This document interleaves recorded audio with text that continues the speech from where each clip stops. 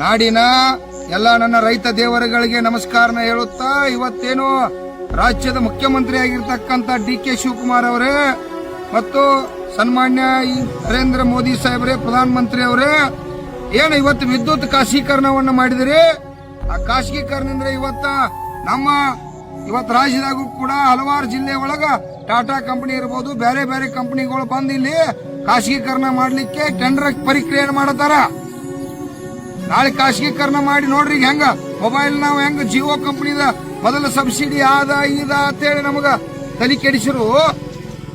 ನಾವೆಲ್ಲ ಓಡಾಡಿ ಏನ್ ಮಾಡಿದ್ವಪ್ಪ ಅಂತಂದ್ರ ಪುಕ್ಕಟ ಅಂತೇಳಿ ಇವತ್ತ ಮೊಬೈಲ್ ಹೆಂಗ ಕರೆನ್ಸಿ ಚಿಪ್ ಹಾಕ್ತಲ್ಲ, ರೊಕ್ಕ ಹಾಕಿದಾಗ ಮಾತಾಡೋದ್ ರೊಕ್ಕ ಮುಗಿತರ ಬಂದ್ ಹಾಕಿದ್ಲಿ. ಆ ರೀತಿ ಕೂಡ ಈಗ ಸ್ಮಾರ್ಟ್ ಇವತ್ತೇಳಿ ಏನದು ನಿಮ್ಮ ಸ್ಮಾರ್ಟ್ ಇದನ್ನ ಮೀಟರ್ಗಳನ್ನ ಕುಣಿಸ್ತಕ್ಕಂತ ಕೆಲಸ ಮಾಡ್ಯಾರ. ಅಲ್ಲೂ ಕೂಡ GB ಅನ್ವಯ ಆಗತೈತೆ.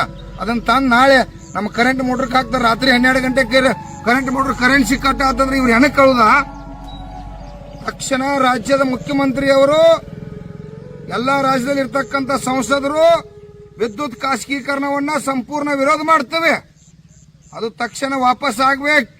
ನಮ್ದು 26 ತಾರೀಕು ಮಟ್ಟ ಏನೋ ಗಡು ಕೊಟ್ಟಿರ್ತಕ್ಕಂಥ ಸನ್ನಿವೇಶ ಐತೆ. ಈ ಗಡು ಗಿಡು ಪಡು ನಮಗ್ ಸಂಬಂಧ ಇಲ್ಲ.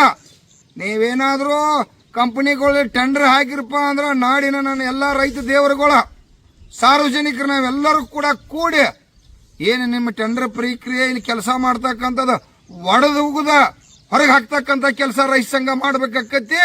ಹಿಂದಾಗಡಿಸಿ ಪ್ರೈವೇಟೇಷನ್ ಕಂಪನಿ ಅವರು ದಯವಿಟ್ಟು ಯಾರು ಟೆಂಡರ್ ಪ್ರಕ್ರಿಯೆ ಮಾಡಕ್ ಹೋಗ್ಬೇಡ್ರಿ. ಹಿಂದಾಗಡಿಸಿ ನಮ್ಮ ರೈತರ ಕೈಲಿ ಪಡಿಸ್ಕೋಬೇಡ್ರಿ.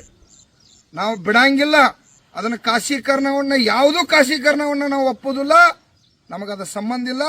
ರೈತರ ಸರ್ಕಾರನೇ ಇರಬೇಕು. ರೈತರಿಗೆ ಸವಲತ್ತುಗಳು ಸಿಗಲೇಬೇಕು. ರೈತರ ಶ್ರಮ ಪಡ್ತಕ್ಕಂಥ ಎಲ್ಲಿವರೆಗೆ ಶ್ರಮ ತಕ್ಕಂತ ಬೆಲೆ ಸಿಗಂಗಿಲ್ಲ. ರೈತರನ್ನ ಗೌರವಿಸ್ತಕ್ಕಂಥ ಕೆಲಸ ಮಾಡಬೇಕು. ವಿದ್ಯುತ್ ಖಾಸಗೀಕರಣವನ್ನು ಸಂಪೂರ್ಣ ವಿರೋಧ ಮಾಡ್ತಾ ಇದ್ದೀವಿ. ತಕ್ಷಣ ಅದನ್ನು ವಾಪಸ್ ಪಡಿಬೇಕಂತೇಳಿ ರಾಜ್ಯದ ಮುಖ್ಯಮಂತ್ರಿ ಮತ್ತು ದೇಶದ ಪ್ರಧಾನಮಂತ್ರಿ ಅವರಿಗೆ ಎಚ್ಚರಿಕೆಯನ್ನು ಕೊಡ್ತಾ ಇದ್ದೀವಿ.